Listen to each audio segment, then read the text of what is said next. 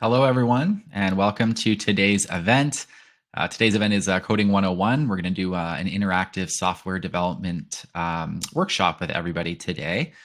I'm going to go over a few housekeeping notes with everyone first before we kick off the official session. So first off, I'd just like to make sure I did a test first, and I think it should be good, but maybe just let me know in the chat if you can see me and hear me okay. Give me a thumbs up emoji in the chat, or just give me a hello, something. Yes, awesome, awesome. Some thumbs up there. Perfect. Beautiful, beautiful. So beside the chat function down there, there is a questions tab. The questions tab is mostly meant for the questions that will take place at the end of this session. We're going to do a live Q&A, and we can kind of go over some stuff there. You can use the chat function probably if you have any live questions throughout the workshop. What we're going to do is we're going to try and get everyone to keep up in real time with what we're doing. However, if anybody falls behind during the live workshop here, if something happens, if the phone rings and you've got to run and you come back and you're like, oh shoot, I'm behind now. It's okay. We won't be able to stop the live lesson at any point for that. We'll do our best to troubleshoot as many of the comments as we see.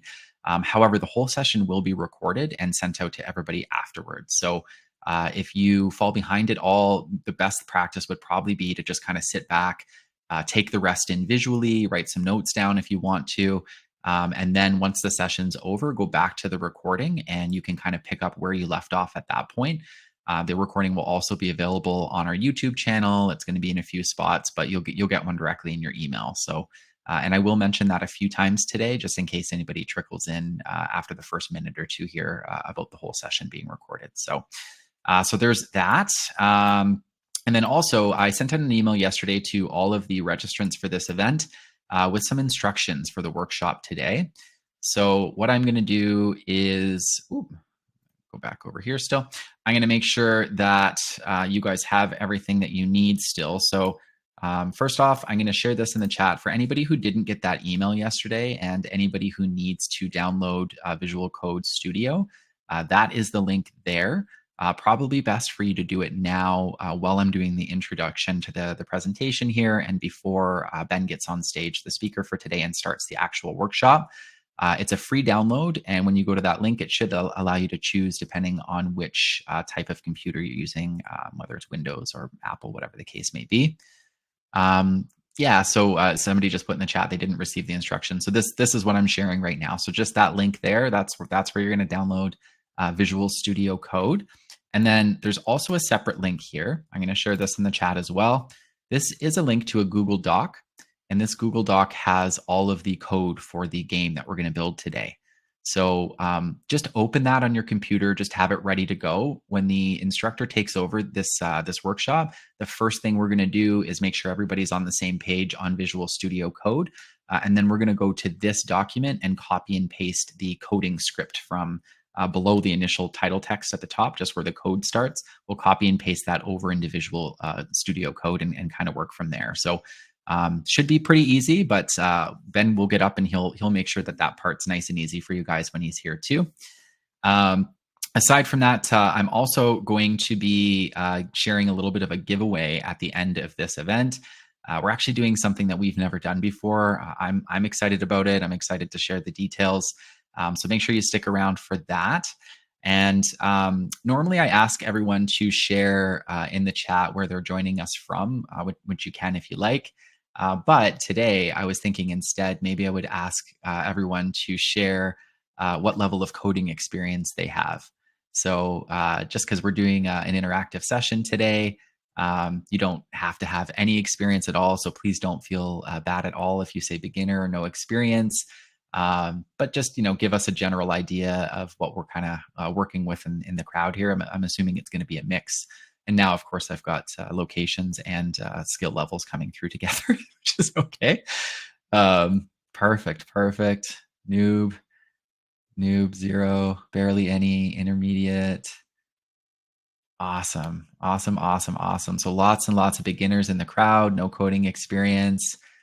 Perfect. So to give you a little bit of a hint for today's session, the code that we're sharing in the Google Doc that I just shared is a little bit of a cheat. It's basically going to start you off with the core pieces that you would need to build today's game.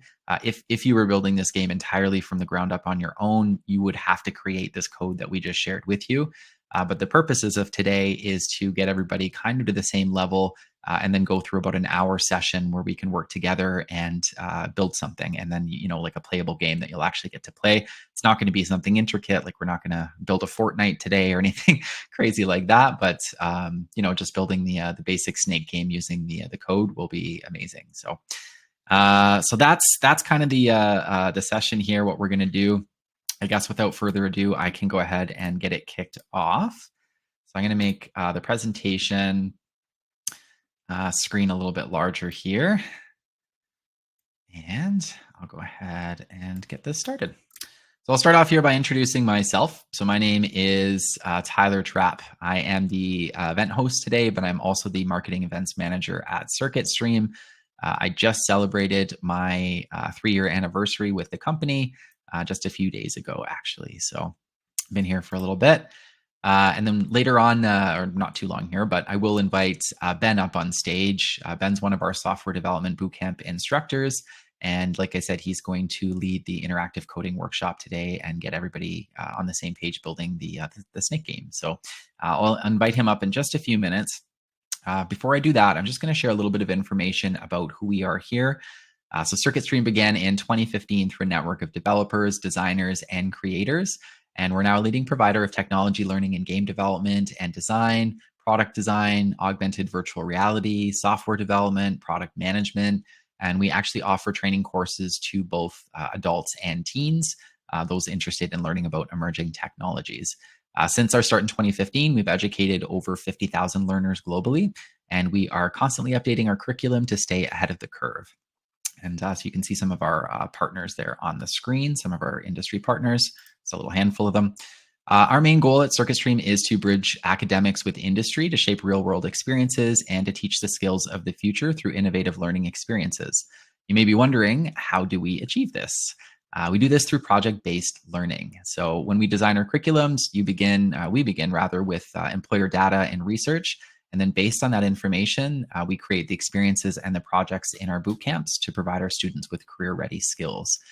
So a lot of the feedback we hear from people who do some traditional education is, of course, you get taught a lot of the core concepts and what you need, but often they're kind of lacking a little bit on the industry-ready skills, through projects or whatever the case may be. So that's really the main focus for our courses. We try and connect with industry professionals and build out the curriculum so that when people graduate, they're ready for the workforce. They're ready to kind of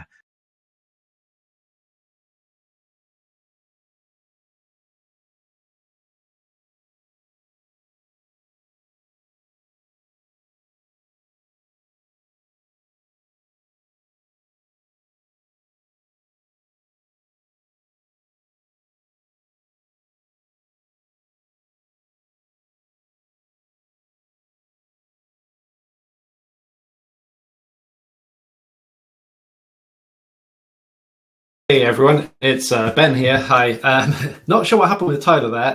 That was unexpected. I'm just trying to send him a message and we'll see if he can come back. I don't actually have his slides, so yeah, we can maybe jump into the workshop if he doesn't reappear in a minute. But yeah, just hang tight and we'll try and get him back.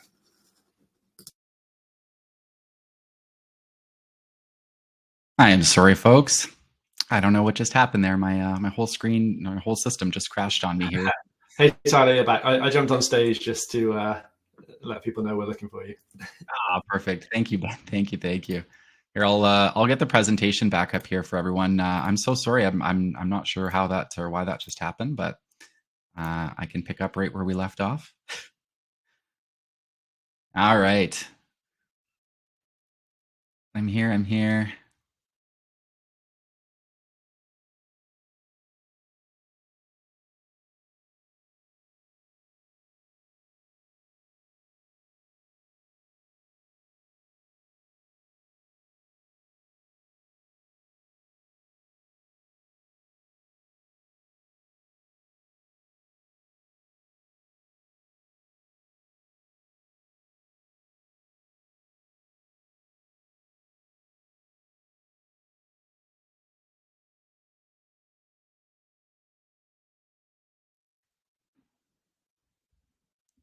Can you guys hear me okay? I am so sorry, guys. I don't know what is going on. The only thing I can think of is when more than one of us tries to join this from the same company, it might be booting me off the stage. I've never had this happen before, so I'm so sorry, folks. I'm going to go ahead and share the screen presentation again and hope that we don't run into any issues here. But if anybody in my company is trying to join the stage under the administrator account, please don't. I think that might be what's causing this here. So, all right, everybody can hear me okay? You guys can still see me and hear me okay here? Yeah, okay, perfect. So sorry, guys. Okay, so let me get back to where I was. So, Circuit Stream, our main goal is to bridge academics with industry to shape real world experiences and to teach the skills of the future through innovative learning experiences. As I was saying, you may be wondering how we achieve this, and we do it through project based learning. We connect with industry professionals to create our curriculums, and that's kind of how we get them ready for their careers right after they take the boot camps with us. So, taking this approach allows us to partner with the top universities in the country and provide technology education for both teenagers and adult learners. In fact, we're the only Canadian technology company currently partnered with these universities to provide these types of boot camps and courses. You can see the main Canadian partners that we have on the screen there, university partners, I should say. Because we rely on industry and employer data and information to create the educational content, our students develop in-demand applied skills that actually matter in market. This prepares them to seamlessly transition into the workforce and confidently tackle real-world challenges. All right, we also iterate on our course materials and constantly in order to provide our students with the most up-to-date programs and tools. And on the screen here, you can see a snapshot of the tools that are used in our software development bootcamp. The bootcamp has AI integration as well, so you can see some of the AI tools listed there. Perfect. And then CircuitStream also provides a gateway into the industry for our students through our dedicated career support services by equipping them to showcase their product design skills and behavioral strengths and elevate their digital presence to align with their personal brands. They delve into product design specializations, gain understanding of the interview questions associated with each, craft captivating portfolios featuring their products, and learn how to excel at industry networking while thoroughly preparing for job interviews in the tech world. Our career networking support really sets our programs apart from other ones that you may find. Every student has different objectives when they come in and take our courses with us. But those who are looking for new jobs or looking to improve their current positions, they find this aspect of the course incredibly helpful. So I'm going to share a little bit of information here on the Canadian software development market for everyone. Acquiring software development skills in Canada positions individuals to excel in a variety of industries and contribute to economic growth. The average salary for a software developer in Canada right now is $104,000 per year. Looking closer at British Columbia, according to the BC Tech Association, there are over 15,000 job openings for software developers in BC each year, and over 220,000 people directly employed in this industry in the province, which is a huge number. And of course, it is growing.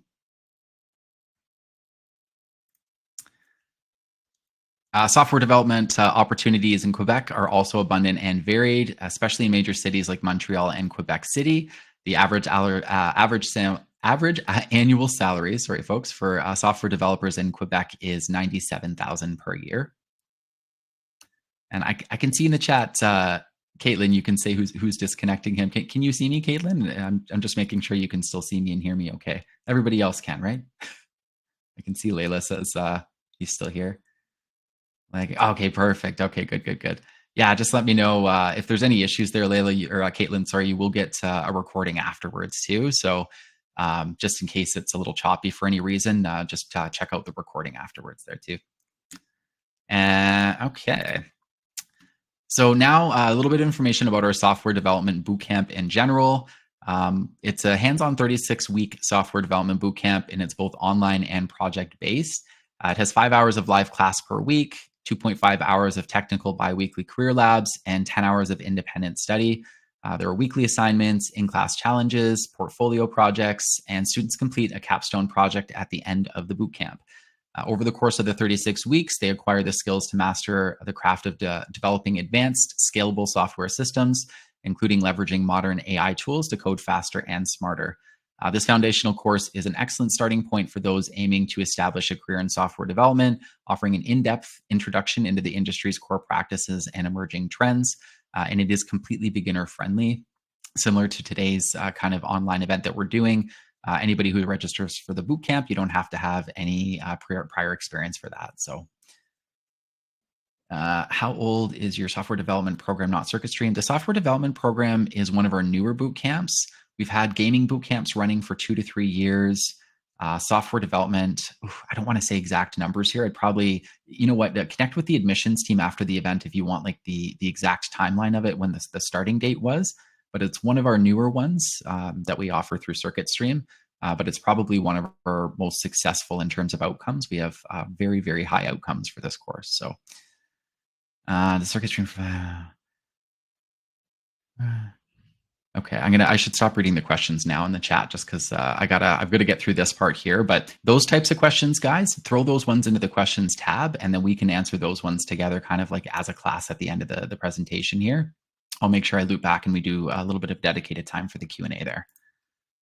And also from the bootcamp I was just talking about, students complete with the software developer certification. The certification itself would depend on where you graduated from. So if you take the course directly through us at Circuit Stream, you get certified there. You can see software developer, professional software developer. If you take it through us in partnership with one of our university partners, you would see the dual certification there. There's the badge that you receive, and then you also receive certification from the university as well.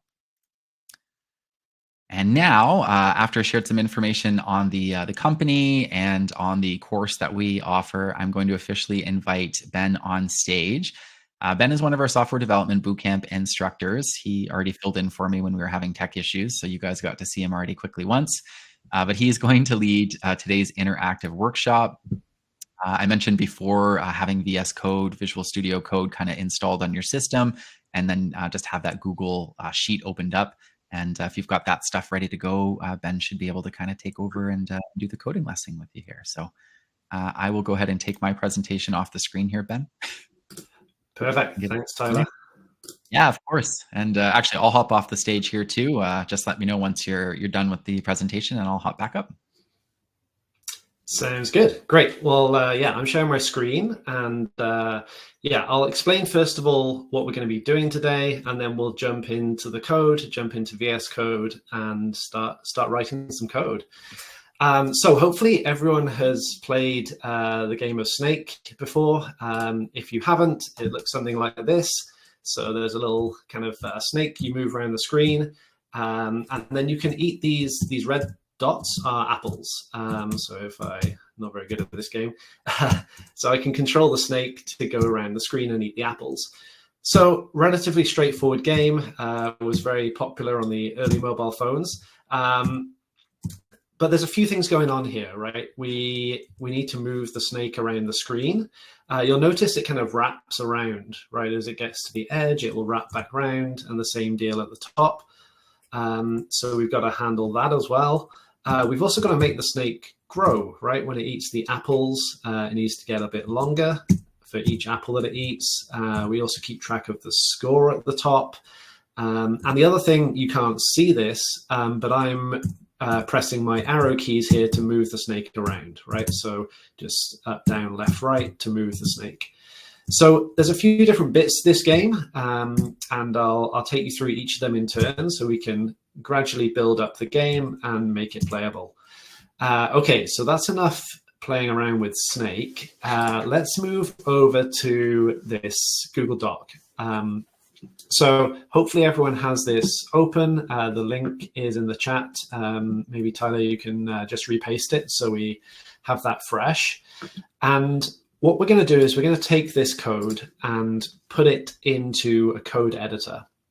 So VS Code, very popular code editor. It's what we use in the software development bootcamp, kind of every lesson, and great tool to get familiar with coding. So if you've got that installed and opened up, it should look something like this. You might have kind of a sidebar open or maybe a welcome screen.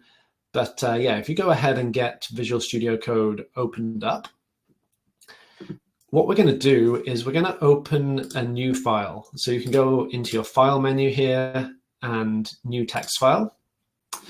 And that should give you this blank document. And then what we're going to do is copy and paste all of the HTML code. So we don't want this bit at the top, right? The instructions, we're going to leave that. But we do want all of this code all the way down to this closing HTML tag here, right? So make sure you selected the whole lot. And then you want to do copy. So you can go edit copy or right click copy. Move over to VS Code and we'll just paste that in, right? So that, and I'll walk through the code in a minute and explain it. Don't worry about trying to understand it just yet. But yeah, we'll paste that in and then we're just going to save this file, right? So you can go ahead and save this wherever you want on your desktop or in your documents. I'm just going to call it snake.html. Hit save, and then that's the kind of first step. So yeah, just to recap, make sure you copy and paste everything from this doc type HTML all the way down to the bottom, paste that into VS Code and save the file. So yeah, hopefully everyone's got that working okay. The other thing we're going to want to do is open up that file in our web browser. So if you go and find where you've saved that file, I put it in this folder called Snake Game. But if you put it on your desktop or documents or whatever, you can go there. And then you can just double click on this and that's going to open it up in your web browser. Now, you'll notice when you open this, it doesn't do anything. And that's because the code that we provided to start with, there's a bunch of code missing, right? We need to write the JavaScript code to make the snake move around and eat apples and keep track of the score. But you should see something like this in your browser when you open that up. So yeah, first step is make sure you've got the code pasted into VS Code and saved as a file. And then the second step is to open that HTML file in your browser. So yeah, I see a question in the chat, Mark. Just double click on the file wherever you saved it. So if you called it snake.html and you put it on your desktop or in a folder, go ahead and find that file and just double click on that. And then that's going to open up, it might be Google Chrome or Safari or whatever browser you use. Okay, so while you're doing that, I'm just going to explain a bit about this HTML file and what's in there at the moment in terms of code. So saw in the chat earlier, some people said they're complete beginners, some people have a bit of experience, some people have used HTML before. I'm going to assume that everyone's starting from scratch. We obviously don't have a whole bunch of time to explain all the details of HTML and CSS and JavaScript, which are the three key technologies we're using here. So this will be kind of a high-level overview. And yeah, if you want to learn more, there's plenty of resources. And obviously the course will spend a lot of time. We spend, I think, 2 or 3 weeks on HTML, a similar amount on CSS. And then a big chunk of the course is spent on JavaScript. It's one of the most popular programming languages for the web. Okay, so yeah, thanks for helping each other out in the chat, by the way, while I was speaking there. New file, yeah, file, and then new text file or new file. So in terms of the code that we've got here, there's kind of 3 main sections, and those correspond to HTML, which is our markup language that contains the structure of our web page. There's a small amount of CSS, which is for styling the web page. And then most of the code in this file is our JavaScript. So you'll see here, this is the HTML section, these kind of 5 lines here. And what that's doing is putting on the screen this title, the points counter, the score, as well as this canvas that's going to be the area we develop the game in. So yeah, very little markup. The CSS is also fairly simple. So our styles are here. We're just setting some colors, some fonts, and just getting the game into the right position. So the HTML, CSS here, very straightforward. But you'll notice most of the file is inside these script tags. So these are HTML tags that allow us to write JavaScript on a web page. Now, JavaScript is the way we make our web pages interactive. And for a game like Snake, there's a lot of interactivity. As I mentioned, we need to, move the snake around. We need to check whether it ate an apple or not. We need to control the snake with our arrow keys. So there's a bunch of logic we need to handle within the JavaScript. And so what I'll do before we jump into writing any code, I'll just talk through kind of what's going on here. And again, we haven't got time today to go into all the JavaScript fundamentals. So some of this may not make complete sense. But yeah, again, you've got the recording, and we'll kind of try and keep things moving here. So the first section here, this is just kind of getting the elements on the page.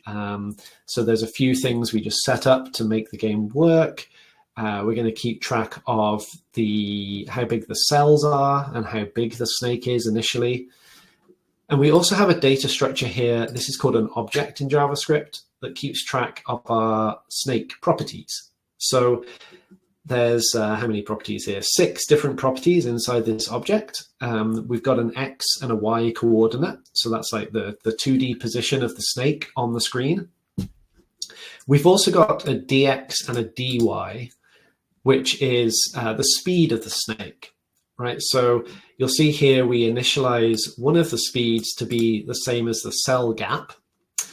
And so basically that's just like how many pixels on the screen does the snake move in each frame of animation, right? So in this case, we're moving 16 pixels every time we animate the snake. So the DX, the horizontal speed, is set to that 16, and then the vertical speed is set to 0 to start with. So to start with, we want our snake to be moving across the screen and not up and down. We also have an array here of cells, and this cells basically keeps track of our snake. So this will be how we determine like how long our snake is and which cells the snake occupies. And then we've also got an initial, a length, and we set that initially to be 4. So our snake's going to be like 4 blocks long. So that's the snake. The apple is much more straightforward because the apple doesn't move, right? The apple's just in a position on the screen. And so all the apple needs is just an X and a Y coordinate, right? So the apple object, very simple here. And then here we get into this function. So functions are a pretty core concept in programming. They allow us to run the same code over and over again. And in this case, every frame, and I'll talk a little bit more about what a frame means in a second. Every frame we want to animate and check whether the snake is colliding with an apple, check if the snake went off the screen, and draw the snake and the apple onto the screen. So what happens in this loop is, first of all, we do this line, which is basically saying, when you finish this loop, run it again, right? Because we want to keep the animation going. We want to keep the game going. We also have this section here. And what this is doing is controlling the speed of the game. So if I go back to my code here, my snake game, you'll see the snakes moving around at this speed. And now, if we animated every single frame, the snake would be moving much, much faster, and it would be pretty much impossible to control. So what we do in our code is we have this frame delay, and basically we only animate every, how many frames? 10 frames. And so we can control the speed of our game by increasing this number to slow it down or decreasing it to speed things up. Yeah, we will be typing code in a second, but yeah, I'll get to that as we go through. I just want to explain the structure first, and then we'll actually start to write some code. Okay, so this is actually where we get to the sections where there's these to-dos. So to-dos are comments in our code that we leave to tell us things we need to do in the future. These are quite commonly used by programmers to comment where we need to like add functionality or maybe improve something.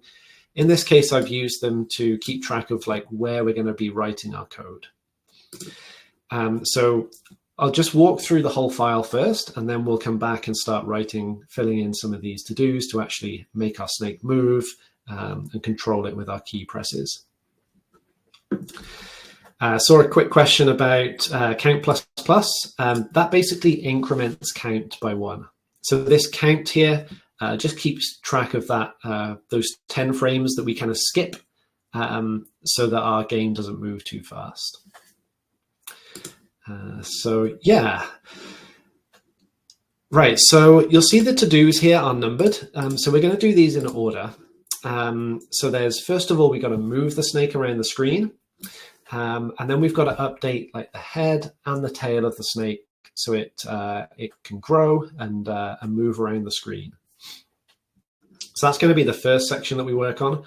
We're then going to work on this section, which is basically making sure the snake doesn't disappear off the edge of the screen. In some versions of Snake, I've seen it so that it kind of ends the game when you hit the edge. I find that one a little hard myself. So for my version, we're going to wrap the snake around. So if it goes off the right edge, we'll kind of pop it back on the left side. We've then got some code here to draw the snake and the apple. So this is just using some canvas functionality within HTML to draw the snake onto the screen. We're just using rectangles here. So fill rect is just drawing a rectangle, or in our case, a square on the screen. So we do that for both the apple and the snake.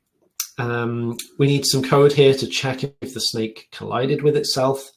And yeah, then the final bit down here is just listening for the key presses, right, to move the snake up or left or down or right. So that's the script. Yeah, if you open that up to start with, you'll see there's nothing moving, nothing happening. So hopefully everyone by now has got the HTML pasted into VS Code. So we're now going to go ahead and actually start writing some code together. One thing before we jump into this, it's really important, especially in JavaScript, to be accurate with your typing. If we misspell something or type the wrong character, it will be very unforgiving and give us errors in our browser, and it probably won't do what you expect it to do. Very common source of bugs. Yeah, I see someone put syntax errors in the chat. Exactly. Very common source of bugs is just using the wrong character, using the wrong word, mistyping something, and you end up with an error. If you do get an error, so I'm just going to kind of intentionally introduce an error here. Don't copy this. If you do get an error, you'll see this in your web browser. And you can do that by going to View, Developer, and Developer Tools. And you see here, I'm getting all these errors, these red errors saying context is not defined, right? Because I misspelled, I made a syntax error misspelling this word. So it's a good idea to have this console open because that will tell you if you made a mistake, and hopefully it will give you a clue about where you've made the mistake. Okay, so let's go ahead and write the first bit of functionality. So first to do here is that we're going to move the snake to basically change the position of the head of the snake based on its speed. So in games, we operate on the different dimensions independently. So this game is a 2D game, but the same principle applies with a 3D game. We need to work with the X and the Y coordinate separately because we're working in 2 dimensions. Obviously, if it was a 3D game, it gets a bit more complicated because we also have a Z coordinate as well. So the way we're going to update the position of the snake is we're going to update, remember I said X and Y keeps track of the position of the snake on the screen. we're going to just update those based on the speed. So the new position of the snake in the X dimension, that's left to right, is basically the old position plus the speed, right? So you can go ahead and copy what I've done here. Hopefully this is, let me just make it a little bit bigger. Hopefully that's visible. So the position of the snake in the X dimension is the old position plus the speed of the snake. Right, so we do that, and then we do the same thing again. So you can go ahead and type this and copy these two out for the X and the Y coordinates. Once you've done this, your snake isn't going to magically appear on the screen because we haven't actually, well, it might do actually. Hang on, let's have a look. No, it doesn't appear yet because we actually need to update the snake's cells, right? That keep track of how big the snake is and which cells it occupies. But yeah, the first step is just to set the speed of the snake to ensure that that gets updated every time we want to render a new frame. So yeah, make sure you've got this written down. Snake X is snake.x plus snake.dx, and the same for the Y. And then the next step is we've got to update the head of the snake. So remember I said the cells here keep track of the actual blocks that the snake occupies. That's what we need to update down here. So scroll down to this to do 2. I'll just zoom out so you can see to do 1 in case you haven't done that yet. And we're going to write some code here in to do 2. So we're going to update the cells of the snake. So we can do snake.cells. And then we're going to use an array method called unshift. So what unshift does is it puts things on the start of the array. If you don't know what an array is, you can think of it like a list of things. Initially, our array has nothing in it. It's an empty array. And we're going to push some data into our array. So unshift is a way we can put things in at the head or the start of the array. We could put things on the end as well using push. But in our case, we want to kind of update the head of the snake and then remove things off the tail, right? So the snake moves along head to tail. So yeah, you want to go ahead and write snake.cells.unshift, and then in these parentheses, so these are the ones above the like 9 and the 0 on your keyboard. If you just write one in VS Code, it will put the other one there. So you've got a pair, a matching pair. And then we're going to want to then pass in something called an object in JavaScript. And so an object is with curly braces, right? So we've got parentheses, the kind of rounded brackets, and then the curly braces are inside. And then inside the curly braces, we're going to add in our X and our Y cells, right? So we're going to do X, which is the X from the snake, and Y, which is the Y from the snake. So all this is doing is saying the current position of the snake, push that into the head, right? So that the position of the head moves into the new position of the snake. So yeah, it's a bit like a queue, first in, first out. So if we just have this, probably we should now see our snake, but it's growing infinitely. So that's because we haven't removed the tail of the snake, right? The tail of the snake just stays where it is, and we're just adding cells onto the head, right? So our snake just grows infinitely long. So we also need to update this to do number 3 as well, right? So by now you should have to do 1, which is updating the X and the Y position of the snake. You should have to do number 2, which is calling this unshift function to add to the head of the snake. And then the final piece here to actually make the snake move and not just grow infinitely long is we remove the tail. And so to remove the tail from the snake, we're going to do snake.cells.pop. Right, so this is now going to make sure that we Oh yeah, that's a good question, Natika. Whenever you make a change here, you can just save the file.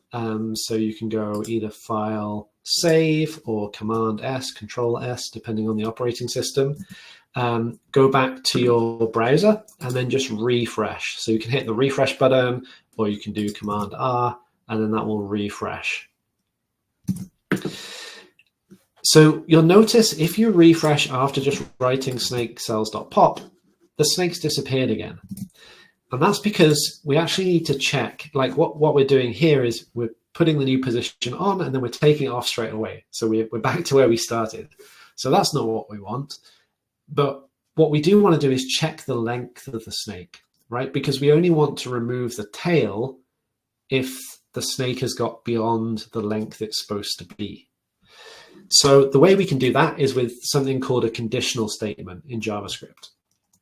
So if you've done a bit of programming before, you've probably come across these statements. Normally they start with like if, so there's like if then, or if else. So yeah, these are very common conditional statements in pretty much every programming language has these. So this allows us to do something conditionally. And so what we want to do is we first of all want to check if the length of the snake, so we can look at how many cells are in that array, right? Snake.cells.length, right? That'll give us the number of cells in the array. If that is bigger than the length that the snake is supposed to be, then we want to do snake.cells.pop. So yeah, you want to go ahead and write this if statement. Now, a few things to point out here with brackets. I'll just zoom in again so it's clear. You'll want parentheses, so the kind of rounded brackets around the condition here of the if statement. And so that should be snake.cells.length is greater than the length of the snake. And then we put the action to take if that condition is true inside these curly braces, right? So our snake.cells.pop, we want to move that in here. Now, little tip in VS Code, if you hold down the Alt key on your keyboard and press up and down, you can move lines of code up and down. That's one way to do it. The other way to do it is you can delete it and retype it, or you can copy and paste or cut and paste. So you can also go cut and then paste. So I'll just leave that up for a minute while you get that written down. And what this should mean now is that we're updating the head of the snake. And once it's got to a certain length, so in our case, 4 blocks long, we'll then start removing the tail of the snake. So what I'm expecting to see when we go back to the page is that the snake initially starts with 1 block, and then it goes 2, 3, 4. And then once it gets to 4 blocks, it will kind of move along the screen. So let's go and look if that's what is happening, or if I've made a mistake somewhere. We'll go in here. Remember, you'll need to refresh every time to see the new code. There are tools we can use to avoid you having to do that, but a bit beyond the scope of this workshop. Okay, so that looks good, right? So if I refresh again, you'll see my snake starts from 1 block and then grows, and then it disappears off the edge of the screen, never to be seen again. So yeah, it's moving, but it's uncontrollable. Great. That's good. We need to write some more code. See another question. What's the difference between the length of the cells and the length of the snake? Good question. Those should be the same thing eventually. But remember, snake.cells is that's basically the list of boxes that the snake fills up, right? The list of cells in the snake. And so the length of the snake is how long that array should be. So what happens here is as we loop around this game loop, we unshift the cells, we push the cells onto the head of the snake each time round, and until it gets to the right length, right? So you can think of this as being like the actual length of the array, and then snake.length is kind of the desired length of the snake. Okay, so sounds like, yeah, some people have got this working, which is great news. The next thing we want to do is let's stop the snake going off the edge of the screen, right? Because we don't want it to disappear. We need to have it wrap round so when it gets off the edge here, it kind of reappears back on the right. So we're going to fill in, there's 4 to-dos here that are all quite similar to handle that logic. Once we've done that, we'll then move on to, wait a second, let me just check which we had next. Yeah, we'll then move on to controlling the snake using the keys, and then finally eating the apples and growing the snake. Yeah, if you're a bit lost, we will send both the final code and the recording as well. Thanks, Tyler. Okay, so let's make sure the snake doesn't go off the screen, shall we?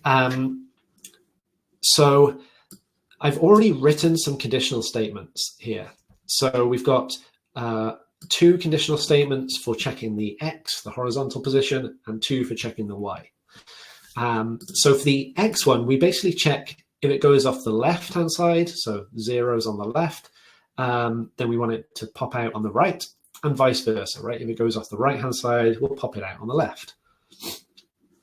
These conditional statements are just making comparisons between the position of the snake, the position of the head of the snake, I should say, and the size of the canvas. So canvas.width is just how big this white box is. And yeah, this is 512 pixels wide. That's controlled by, up here, the width and the height of the canvas. Okay, so all we need to do here then is, if the snake gets to 0, we obviously don't want it to go into negative numbers. Instead, we want to update the position of the snake to be the canvas width. So that's 512. And then we have to subtract off the cell gap as well, because otherwise the snake kind of skips a step. Yeah, I won't dwell on that too much. If you think about this a bit more, you can see why that's needed. And then if it goes off the right-hand side of the screen, we just update the position of the snake to be 0, right? Because we're going to pop it back on the left-hand side. Okay, so let's just check that's working. I'll come back to this so you can copy it in a second. So hopefully now our snake now wraps around on the X dimension. So yeah, that's a great question about what 0 means. So with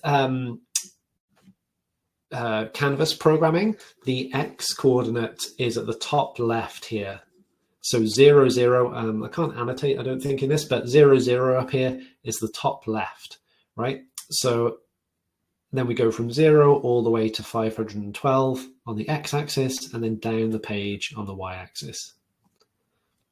So what this statement that we just wrote here is doing is saying, if the snake goes off the left-hand side, move it to be over the right, and if it goes off the right, move it over to the left.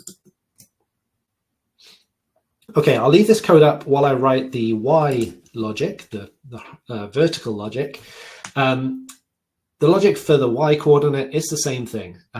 We basically just check the height instead of the width, and we're working with the Y coordinate rather than the X coordinate, right? So we're going to do canvas.height,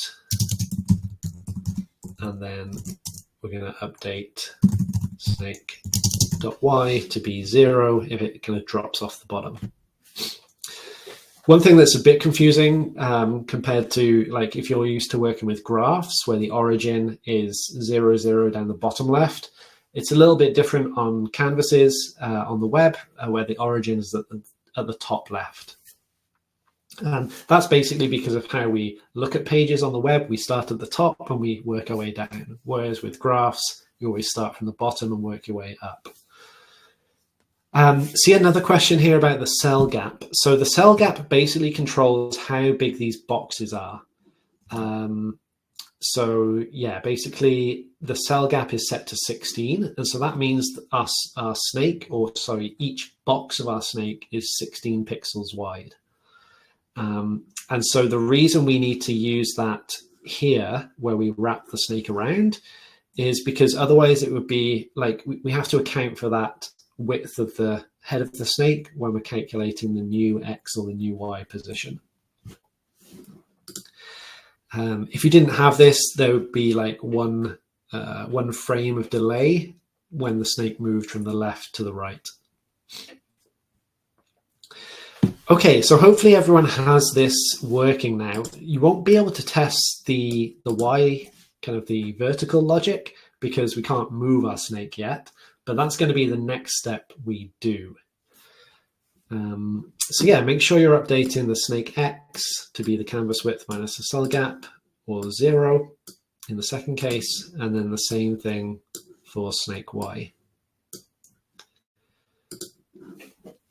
All right, let's move down and we'll have a look at controlling the snake. Just grab some water here. So to control the direction of the snake, we can go down to this section here. It's almost at the bottom of the file. There's to-dos 8, 9, 10, and 11. So what this is doing is this is using the document object in JavaScript, which corresponds to our HTML document, like this page. And we're adding a listener.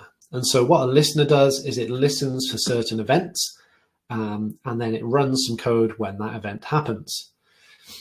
So the key down event is the one we're interested in, right? So key down basically happens when you press one of the keys on your keyboard. And so I've already added the if statements here to check which key we're interested in, and also to check that the speed of the snake is 0 in that direction. So why do we do that? Well, we only want to update the speed of the snake if we're pressing the left arrow.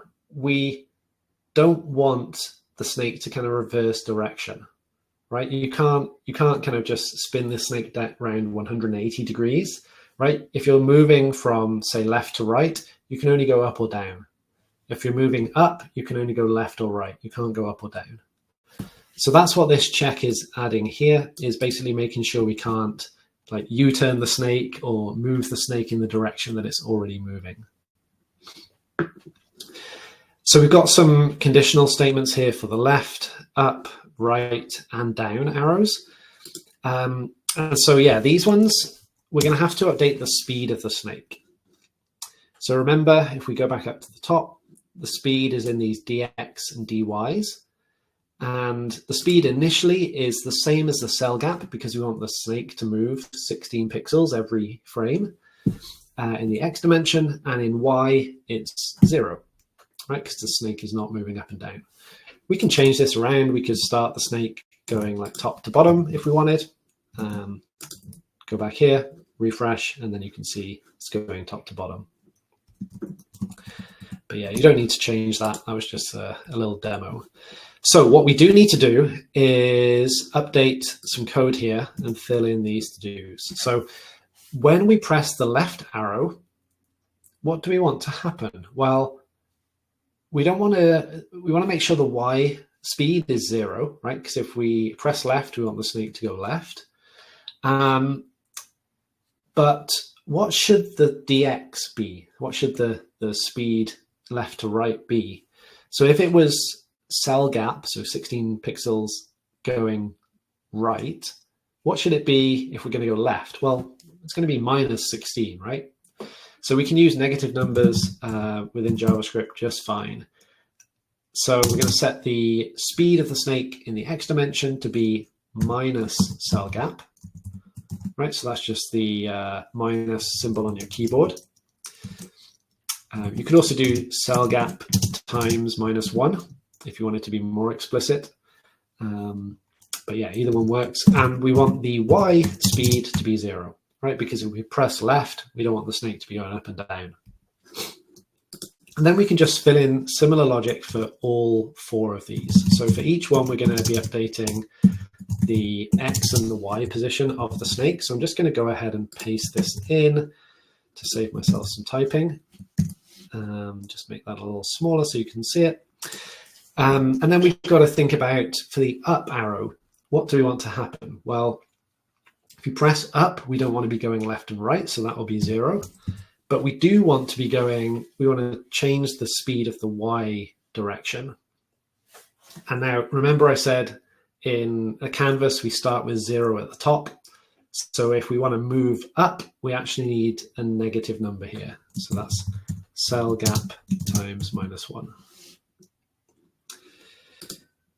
If we're going right, we want the X speed to just be the cell gap and the Y speed to be 0, right? That's the same as what we started with. And then if we're going down, we want the X speed to be 0 and the Y speed to be cell gap. Right, so I'll give you just a minute to copy those down. And what this is doing, remember, is every time you press one of these keys, it's going to update that object that keeps track of the speed and other things corresponding to the snake. And then our loop will then use that speed.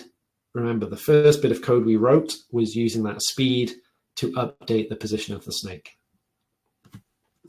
So what you should see once you've done that and you've hit save and you've gone here and you've refreshed is you should have a snake that you can control. It won't eat any apples yet because we haven't written that code, but that's the last piece we need to do. But yeah, just check your snake. You can move it around left and right. If it moves in the wrong direction when you press one of the keys, chances are you've put one of these incorrectly.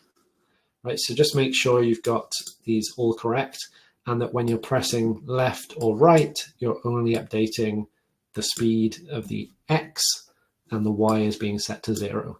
Likewise with up and down, you want to make sure dx is set to 0 and dy is set to either cell gap or minus cell gap. Cool. Great. So hopefully everyone has that working. So yeah, there are other event listeners we can listen to. Key down, just kind of, that's the first point where the event happens when you press a key. But yeah, you can, I think there's key up or key press, which is like the whole thing. In many cases with programming, there are many different ways to solve the same problem. And it's not necessarily that there's one right way. So yeah, there's definitely other ways you could do this. You could also use different keys as well. So if you prefer to use like WASD, you could listen to different keys here by changing the numbers here. These numbers are just the numbers corresponding to the keys on the keyboard. I don't know what these are off the top of my head. I go to a website like MDN and I look those up, right? So if we wanted to do that, we would go into MDN. We could look key down, left arrow, right? And that should hopefully tell us somewhere in here, if we read through the documentation, which keys correspond to which numbers. Okay, so our snake game is almost working. We've got a controllable snake, which is a good first step, but our snake doesn't eat apples and it doesn't grow, right? So that's the next thing we need to implement. And in fact, the final thing we need to implement. So that's here to do number 12. We've got to check if the snake ate the apple, and if so, update the snake length and the score, and then move the apple. So you'll notice this code is inside, oh, sorry, it's just after this loop where we draw the snake. So yeah, what we want to do here is just getting my notes here. Yeah, we've got to write another conditional statement, right? So we need to write a conditional statement that basically says the snake and the apple are in the same place, right? Because if that happens, then the snake has eaten the apple.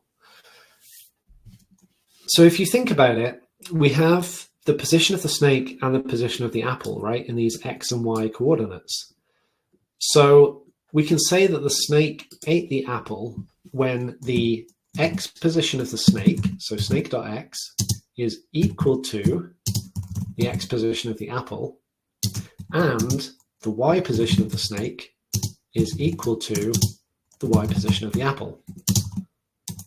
right? So there's a few symbols in here that I've introduced that you may not have seen before.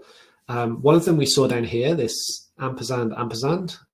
That's a logical and in conditional statements. So it means both things have to be true in order for the whole statement to be true. Boolean statements, so we've got like and or and not, to combine truth and false statements into some kind of logic. So that's what the and does. It basically makes sure that both of these things have to be true in order to execute this code. And then the other thing we have here, which again, we saw that down here as well, I just didn't comment on it, is this triple equals. And that checks whether things are exactly equal and of the same type. You'll sometimes see double equals. In this case, it doesn't make a difference which one you use. I just tend to use triple equals because it's more strict and it will kind of make sure things are the same type of object as well. However, what you don't want to do is just do equals, right? Because that's an assignment operator, right? That's going to update the position of the snake to be the position of the apple, which isn't what we want, right? So make sure you've got either 2 or 3 equals here in this statement. And then what we want to do here, if the snake ate the apple, there's a few things we need to do. First of all, we've got to update the length of the snake. So remember, we were using, snake.length here to keep track of the length. We initially set that to 4, but if the snake's eaten an apple, we want to increment that from 4 to 5. Now, someone called it out earlier. How do we increment a variable by 1? Right? How do we add 1 to a variable? If I write snake.length, plus plus. So there's a couple of different ways you can do this. You could either do plus plus, that's the simplest way. You could also say the length of the snake is the old length plus 1. That's another way. There's also in JavaScript a operator that's like plus equals, where you can do something like that. And what this does is say, take the length of the snake, add it to itself, add 1 to itself and reassign it back. But yeah, simplest way is just snake length plus plus, right? We're incrementing the snake length by 1. That's the first thing we need to do. The next thing we need to do is update the score, right? So in our page, we've got this 0 points. Obviously, each time that happens, we want to update the score by 1. So we can set the score to be, score.innerHTML. So this is how we update the HTML within one of our elements on the page. And we basically can set that to be the length of the snake minus the initial length. Yeah, so that's the number of apples that the snake has eaten, is the current length of the snake minus what we started with. We could also keep track of the score separately with a separate variable here. That would be totally valid as well. This is just kind of a slightly neater way to do it. And score, we haven't talked about what that is. That got set all the way up here, right, where we get the score element from the HTML page. And you'll see here, that's the corresponding span tag here that has an ID of score, right? So it's just the number here, and then we add on the points in our markup here. So that was the second thing we need to do, right? We've got to update the length of the snake. We've got to update the score. The final thing is we've got to reposition the apple, right? Because if we don't do that, the apple's just going to keep being in the same place, and that's not a very fun game. So the X and the Y position of the apple are obviously apple.x, right, and apple.y. And then we can assign those to a new value.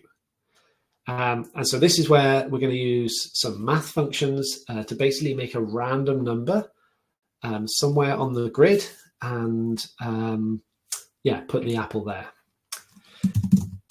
So these two math functions basically make a random number between 0 and 25 and then round it down so we don't get any kind of decimal places, and then we'll multiply it by the cell gap. There's other ways you could kind of reposition the apple. This isn't the only way to do it, but yeah, you just want to write something like this down. So I'll just give you a minute to copy that. So math.floor and then math.random times 25. And just be careful with your brackets here because, yeah, math.random times 25 needs to be inside these parentheses. And then the cell gap multiplication needs to come afterwards. And so, yeah, if we have that done, then, oh, cool. See, some people have this working. Awesome. What should happen then if we, again, refresh as we move around, we should find, yeah, 1 point and then 2 points. The snake is getting longer. The apple's getting repositioned on the screen. So I'll go back to the code and just give people a moment to copy down that last section. But yeah, I think that's pretty much all we are going to cover today. There is an optional to do, which I'm going to leave for an exercise for those who are feeling a bit more ambitious. We'll include it in the email that we send out. But basically, we want to check if the snake collided with itself. Because at the moment, I can make the snake go around in a loop. Oh, I need to make it a bit longer first. Oops, keep missing this. So if I make my snake go around in a loop, you see there, it went around in a loop and it didn't end the game. So normally that kind of ends the game if you kind of move around and collide with the snake. So there's an optional to do here that you could fill in if you want to, if you're feeling ambitious, or when you get the code at the end, you'll see how that works. But yeah, hopefully some people got that working. I see some messages in the chat with people saying it works. So yeah, good job, everyone. Yeah, I'm going to hand back to Tyler now, and yeah, we can go through any questions that you have. Amazing. Thank you so much, Ben. Yeah, it looks like a lot of people got this working in the chat there. And I know I've mentioned it a few times, but if anybody got stuck or wasn't able to complete it, we are going to send out the recording afterwards. We've had it set up to automatically send out once this event ends. So you guys should all get that. Yeah, just wanted to add, Tyler, the other thing that you could do if you want to make the game slightly harder is rather than wrap the snake around the screen, you could end the game here if you hit the edge of the screen. That's another little change you could make. Yeah, perfect. Anyway, back to you, Tyler. Yeah, of course. No, add anything you like there. So that's, amazing. I'm going to share, I mentioned at the beginning of the presentation here that I have a special giveaway that we've never done before. So I'm going to share some information on that and just some general contact information in case anybody's looking to ask us about the session or about the courses that we offer, just any questions that way. So I will go ahead and I'm going to close out the presentation screen from your side there, Ben. So everyone, I'm going to close the coding here. And I'm just going to bring the other presentation back up. Here we go. Perfect. All right. So now I can jump into the information about the offer that we had here. I got to see where my notes went. Where did my notes go? You know what, folks? Give me 1 second. I'm just going to close this for a second and make sure that I've got this set up properly here. Here we go. There they are. All right, back into this.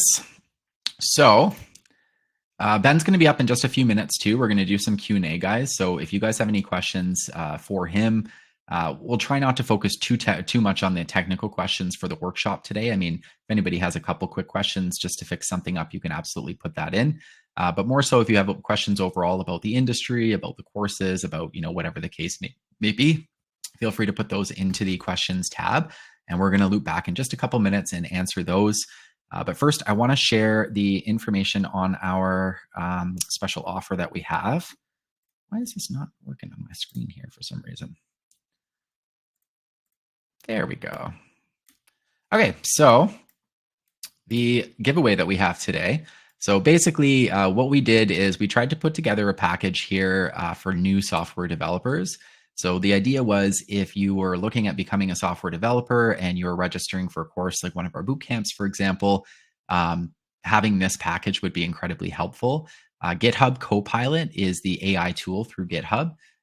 It is incredibly popular right now. I've talked to a few developers, and they said that having a year access to this tool would be amazing. So this is one of the giveaways that we are going to give is the year access to GitHub Copilot. We also included a software development book. Your code is a crime scene. It's actually the second edition. It's more of a recent release, but pretty popular among the community. I noticed it in quite a few blogs and a lot of conversations. So we use the 1 month Copilot trial in the course. So when you're in the course, you get to kind of get a little bit of a taste of it. But we include the 1 year for anybody who's purchasing the course here through today's session. So you get the Copilot, you get that book, and then you also get a Keychron Pro keyboard, which is usually considered one of the top types or brands for keyboards for software development. And it's got special features. You can see some of the things that are listed.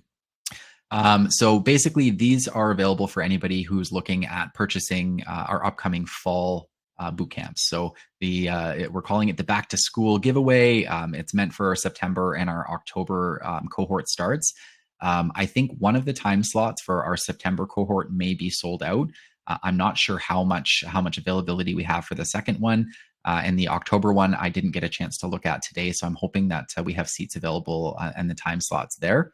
But yeah, so if anybody's looking to register, it's a really good time to do it because we are trying this package for the first time ever. Not only is a fun giveaway, but we're honestly trying to prepare people with some of the better tools that we would think would assist them in the course and with their career in the future. And then the special bonus offer, the BenQ monitor that you see on the side, this is just an added bonus for anybody who decides to purchase the course right up front, or if they do. We have different payment plans, financing plans available. So if you do anything 3 month or less, then you also qualify for the BenQ programming monitor. So just a fun package, guys. Honestly, we've never tried this specific giveaway before. And I was trying to be creative and come up with some things that I thought would be really good for new software developers, in addition to the bootcamp program that we offer. So that's a little bit of the giveaway here. And then, some of the caveats I should mention, it does say it on the screen there, but this wouldn't be applicable with any other promotions that may have run in the past. And the promotion itself, like this gift, would be sent out to you once you've made your first payment towards the course. So if you pay for the course outright, you just automatically qualify for everything on the screen. But otherwise, it's just more so once you've set up the payment plan and you've confirmed and made your first payment, then you would qualify for the full giveaway here. So that's kind of the smaller text there. And then the other part too is we have amazing industry speaker sessions planned for our students this fall. So for those of you who register before September 3rd, I say that because September 4th is the first one listed on here. But we bring in these industry speakers just for students registered in our boot camps. We do it for gaming boot camps, software boot camps, whatever the case may be. And the goal is to have somebody there so that you can ask questions, you can get a little bit of advice and mentorship from these folks who are professionals working in the industry already. So these sessions will be coming up. So if you are interested, if you're registering, not only the promotion, but more importantly too, if you get in before September 4th, you can qualify and you'll be able to attend all of these sessions. Aside from the September 4th one, you guys can see the additional sessions and the dates that are listed there. These are all fall speakers, and we'll have a new batch of them as well for obviously moving forward for the future courses. But these are the ones we have for the fall here. So, and this is, I mentioned before, we do have financing plans available. I said the 3 month plan when I was talking about the gift giveaway, but there are longer plans as well. So if you have any questions about the courses, about how to get started, about any of that kind of stuff, our admissions team, they're amazing. They're lovely folks. They can take care of you. If you reach out using any of these phone numbers or any of these emails on the screen right now, you can connect with them directly. And you can set up quick meetings with them. They'll go over anything that you want, any details about the course or any of that stuff. So yeah, go ahead and feel free to book some meetings with them if you guys like. And we posted the course page in the chat here as well. So if anybody's looking to request the course syllabus, if you want to take a closer look at the software development syllabus, or if you're just looking to apply right away, the link that we just shared in the chat would be the best spot to do that. So that's it. That's the full presentation there. I can now invite Ben back up on stage, and we can do a little bit of audience Q&A. We'll do our best to answer all these questions here for you guys. All right, let's see. You mentioned software development is one of your more successful programs. Any site you posted with projects to your past graduates?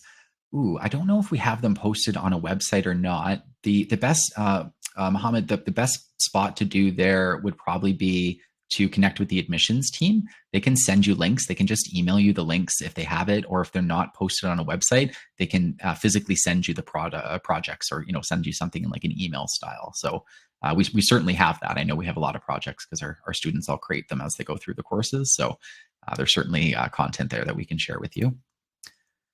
What does the weekly schedule look like for the boot camp? Ben, without me pulling up additional notes, do you have like a rough idea that you could shed some light on this one?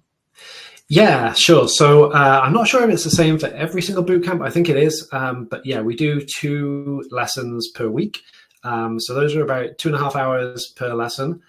There's also a monthly lab session as well, which is the same duration. The lessons are very much more like focused on one particular topic and like a mixture of some theory and some practical. The labs are more like project-based, where students will work on a particular project for the duration of the lab, and then I'll kind of go around and help them out. Alongside those like 2 evenings plus 1 evening per month, there is also a little bit of homework, so either practicing what you've just learned or some extra exercises. And then there's, I think, 5 or 6 assignments kind of spread throughout the duration of the course. Yep. Perfect. Thank you.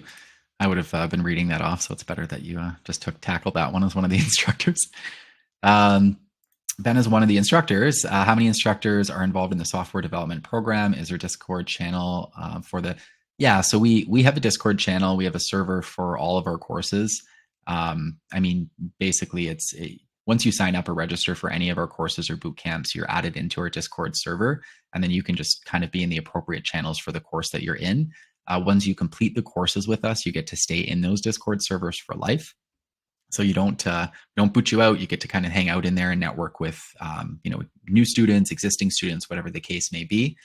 And then we have a team of instructors for the software development course. I'm not sure off the top of my head how many we have. I know we have at least 2 or 3 for the software development bootcamp here. Actually, you know what? The best spot there, if you just go to the website, I think you guys are all listed there. Yeah, I think there's 3 at the moment, but there's a few more joining soon. Yeah, exactly. Especially since this program is incredibly successful, we're probably going to need more manpower as we grow with that one too. So this was a question that came through during the session. I don't know if you were able to answer that one, but yeah, I can answer that one. So yeah, that's we did cover this, but it's incrementing a variable by 1. So plus just means add 1 to that variable. You can also do minus, which obviously subtracts 1 from the variable. That makes sense. How do you make the snake go slower? Yeah, there's actually a couple of different ways you could do that. The easiest way is going to be to change that frame delay that I mentioned. So the frame delay is basically set to 10 at the moment. So what happens is every time around the loop, it kind of counts to 10. And then when it gets to 10, it will actually animate the game. So if you want the snake to go slower, you just make that number bigger. So, half the speed, you set that frame delay to be 20. Makes sense. All right. How one would... I can't understand how one would just know what the commands to type are. How would someone just know this out of nowhere? Yeah, probably comes with a bit of, I'll let you answer that one then. Yeah, that's a great question. This stuff, isn't always intuitive. There's a lot to understand with JavaScript. One resource that I would really recommend is the Mozilla Developer Network documents, or MDN documents. I just put the link to that in the chat. That's got a whole bunch of really great reference tutorials, examples for HTML, CSS, and JavaScript. We use it a lot in the course. It's a fantastic resource. So that's a really good starting point to start to learn some of those commands. Oh, it looks like Tyler's dropped again. We'll wait for him to come back. So MDN is a great resource. I see there's another question here. Will the code work without the green comment lines? Yes, it will. So the comments don't affect the logic of the code at all. The comments are there for us as software engineers, as developers, to kind of keep track of things we want to remember. If there's a particularly tricky part of code, we might want to explain what it's doing. As we saw, we can also use those to keep track of things we need to do. But yeah, you can remove the comment lines and the code will work exactly the same. They don't affect the functionality at all. Just see if there's any other questions that I can tackle. Okay.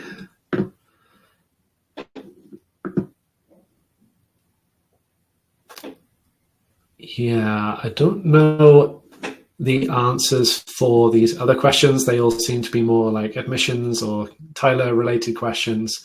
But yeah, if anyone does have any other like more technical questions, I can cover those while Tyler makes his way back.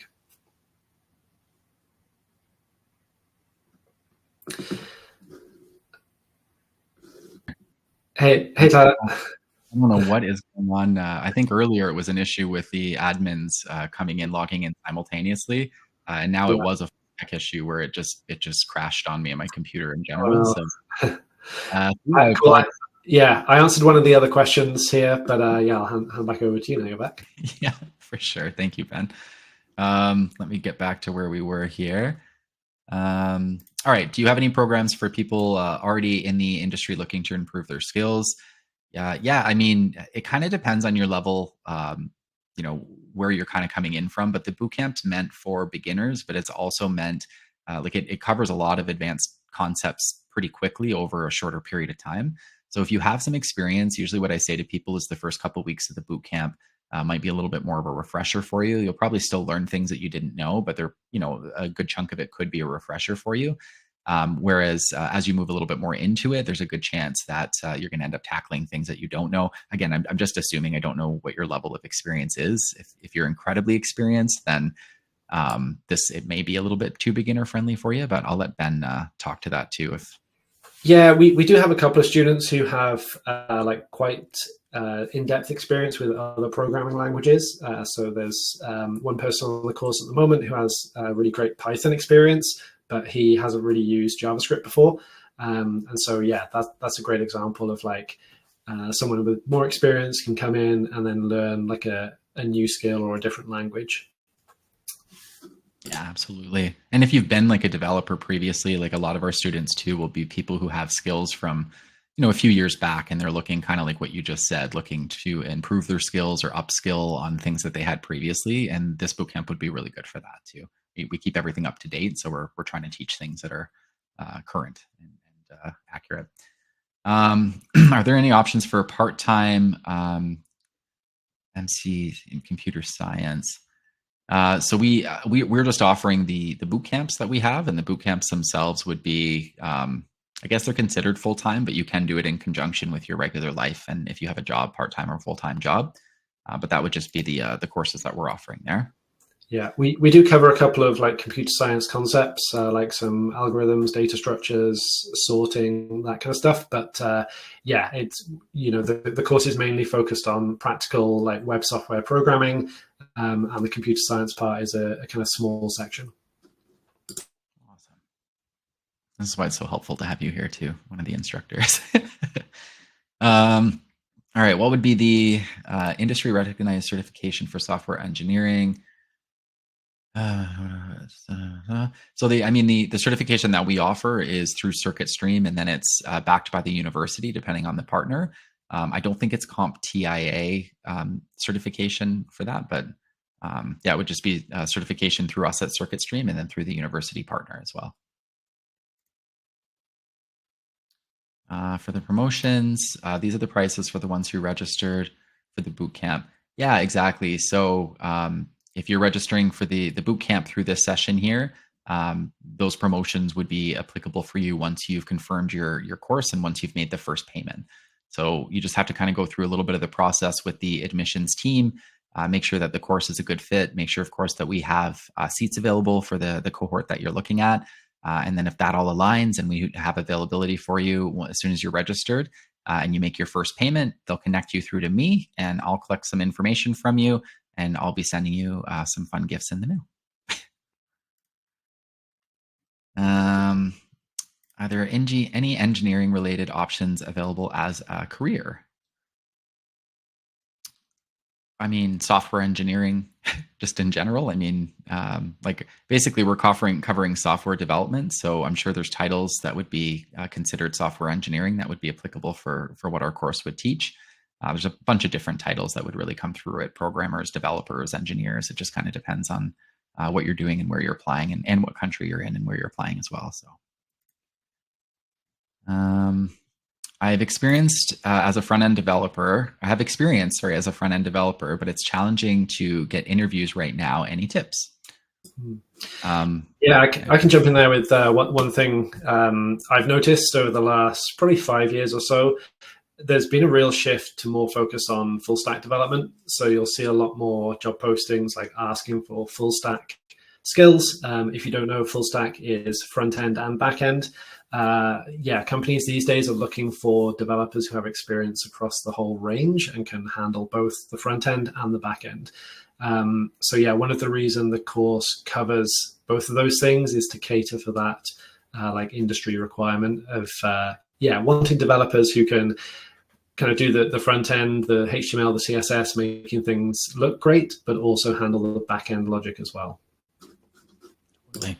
And I mean, I run sessions oftentimes with industry professionals where they're giving the audience, a whole bunch of career advice and tips on how to kind of make yourself known. So there's probably additional tips in there too, just in how you put yourself out there. Some of the suggestions just from recent lessons are not waiting for posted jobs and instead kind of looking for companies that you want to work for and just reaching out anyways. Updating your resume and tailoring your portfolios to be specific to the job that you're applying for. So instead of having one kind of blanket portfolio or resume that you send out, maybe have a few different variations of it that you want to send out to different companies depending on where you're applying. Just a few tips like that. Like Brian, we have a lot of sessions like this where we will bring in industry professionals and talk about that. In fact, I think we have one next week.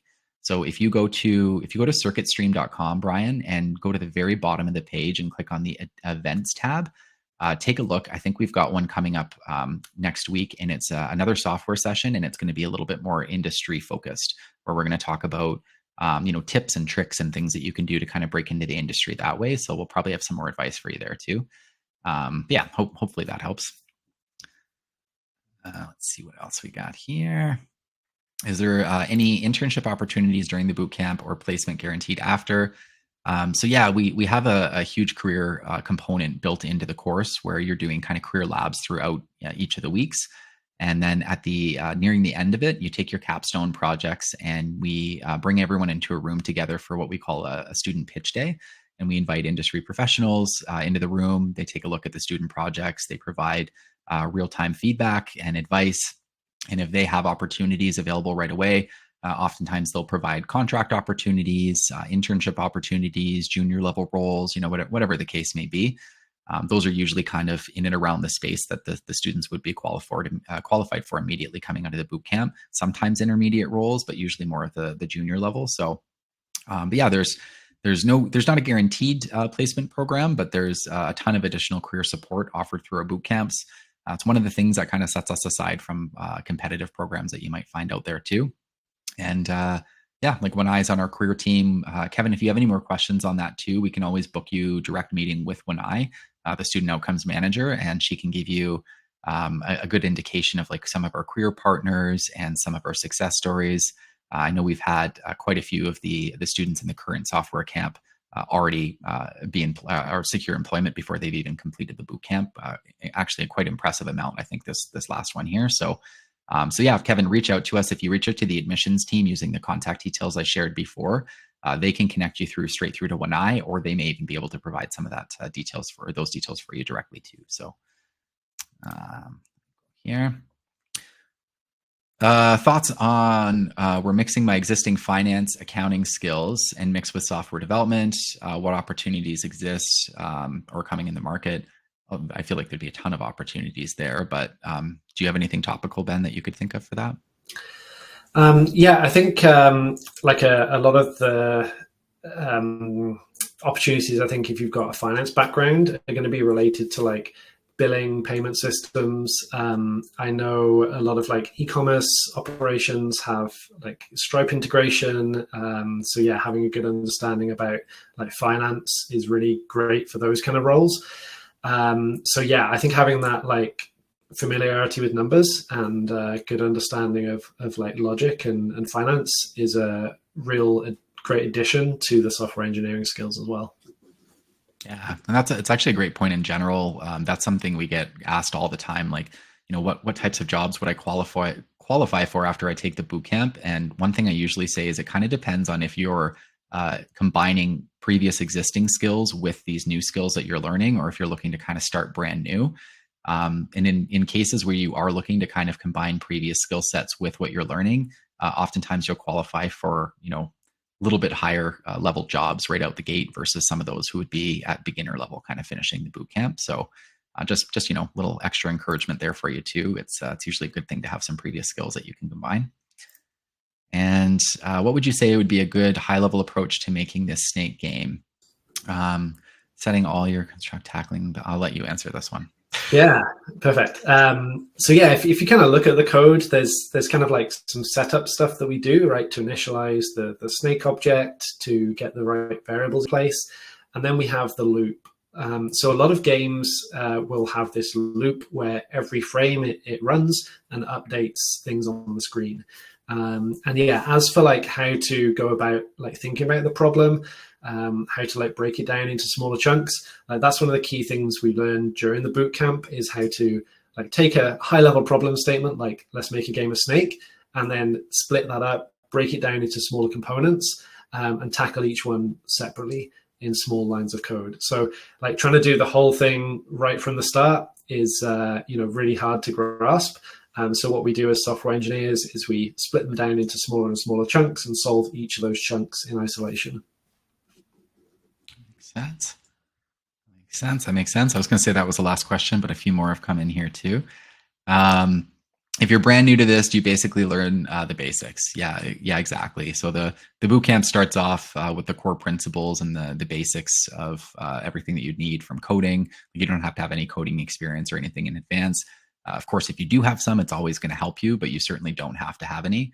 And you will learn the basics. And then as you progress, you move on to much more advanced concepts and you kind of tackle those throughout the entire course there. So by the end of it, you'll be doing things on a much more advanced level than you were in the first part of it. But it's completely starting at the basics there. Assuming I graduated from the Software Development Bootcamp, does it make my application portfolio powerful because I'm an information system support specialist graduate? So assuming I graduated from the Software Development Bootcamp, does it make my application portfolio powerful because I'm an information systems support specialist graduate? I mean, I'm not sure if I'm fully understanding what you mean with it, but my answer would be is if you're graduating from it, it certainly makes your application and your portfolio powerful because you're going to have a portfolio just from the bootcamp. Basically, it's all project based, so you're creating quite a few different projects as you go throughout, and then you've got your capstone project at the end, and all of those can be put into a portfolio, and then you can kind of use that. So in that sense, it would help the portfolio be powerful that way because you'd be adding content to it throughout the entire course.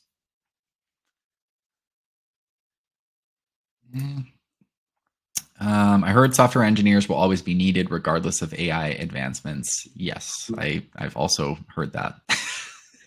Yeah, totally the case. Yeah, I was wondering when we would get a question about AI. Yeah, I think like AI is a fantastic tool as an engineer. in the same way that a mouse and a keyboard is a great tool as well. Like before those came along, before mice and keyboard were in existence, there were still programmers. They were just working with different tools. So yeah, AI is a tool. It can definitely help speed things up and kind of help you be more productive as an engineer. But it's not going to take away the jobs, because you still need that. The key skill of the software engineer is to understand a problem and translate that into code and to verify that it does the job. And AI can't and won't ever be able to do that whole process, right? It can help us and it can suggest code and it can kind of speed us up.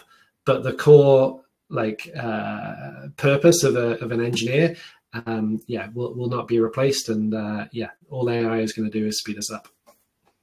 Yeah, it's AI is amazing as a tool, but it's interesting if you guys want to see a cool lesson on how to not be as nervous or scared about AI. Go to ChatGPT and ask it to spell strawberry. It will, or ask it to count the R's in strawberry is what it is, and it will tell you that there's 2 R's over and over and over and over. It eventually learns sometimes, but that was just one of the examples I saw a couple days ago. I think AI can be a bit of a problem for beginners, because it can give the sense that it kind of knows what it's talking about and kind of fool you into accepting an answer or some code that actually doesn't do what you want. So yeah, we introduce it in the course, but we try not to rely on it, because it's very easy, especially as a beginner, as a junior engineer, to not really understand what it's doing. And it's really important that you learn that the logic and get that understanding of what the code is doing before having AI help you out, because otherwise you're not going to be able to spot when it gets things wrong. And it does. It definitely. That's what ChatGPT says too, right as a caveat, right on the main page. AI can be wrong, and just make sure you're checking everything. But exactly. I just thought that was such a funny example. I watched this guy argue with it for 2 or 3 minutes, and he finally convinced it. But ChatGPT just gaslit him the whole way through, telling him that it had 2 R's, and then it would spell it with 3 R's, and it was so funny. But all right, so what kind of experience can I add to my resume from this program? Actually, maybe that might be easier for you to answer, Ben. Can you give an example of maybe 1 or 2 of the projects throughout the course? Yeah. So, on your resume, you're going to talk about skills and about projects. So in terms of skills, we cover HTML, we cover CSS, we cover JavaScript as the core languages. We also use Express and Node, React and React Native in terms of frameworks. We look at a number of other tools and libraries and stuff on the way. And then in terms of the projects, the first couple of projects are a kind of personal portfolio website. We then move on to, there's a note-taking app. And then the last couple of projects is the weather forecasting React app. And then we also have the capstone project, which is kind of up to you what you want to build. So yeah, you'll have at least 4 or 5 portfolio pieces that you can show, plus obviously all those skills you've learned as well. Perfect. Okay. And then I live in Ontario, and I don't know where I can look for places to work, which specific areas. There's also opportunities for remote work too. So it kind of depends on where you are in Ontario. I'm actually from Ontario originally myself, but there's availability for software developers in all different areas and all locations. So basically, if you're in a really remote spot, it's the same thing I kind of tell people in the game development and game design programs. You don't necessarily need to relocate to find career opportunities. If you're in Ontario, I'm from Niagara Falls area. I know it's incredibly densely populated, and there's tons of opportunities, tons of companies, tons of businesses. There's Toronto, tons of surrounding areas. So probably a lot of opportunities. The best thing to do would be to go to Indeed or go to any of those kind of hiring sites and just type in software developers and kind of narrow it down geographically to your province or to your city or whatever it may be. And it'll kind of give you a good indication of some of the top companies, especially if you see a few different jobs posted from one company.